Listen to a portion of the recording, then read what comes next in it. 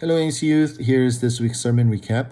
It is easy for us to lose sight that our God is in charge and that He is the King of Kings and Lord of Lords.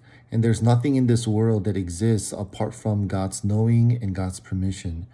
Even right now, the fact that we are alive and breathing and that we are able to enjoy some form of life is because of God's grace. As Adam and Eve sinned, humanity deserved to be punished right away, but yet in God's grace, He allows us to live and experience much of His creation.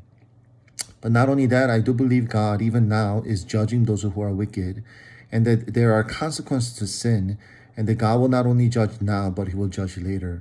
But ultimately, we know that God is in charge because God wants to use His people as His agent into the world to reveal His will.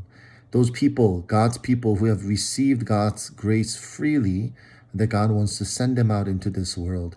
In Matthew chapter 10, verse 1 through 8, we saw that God sent His Son Jesus Christ, and His Son Jesus Christ sent the 12 disciples into the world, and He has given us the authority that we don't deserve, but God has given us so that we could go into spaces of brokenness, spaces of injustice, in the moments where people are hurting and dying, and that we could go as God's agents to proclaim peace and to heal and to restore the world.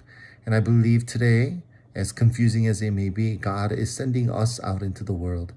I know maybe many of you may be young in age, and you may think that there's nothing much you could do.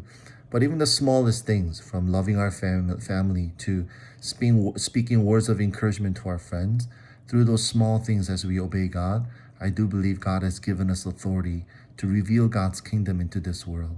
So with boldness, I challenge all of you, let's go and start with small things to really proclaim gospel, proclaim God's good news into the world right now.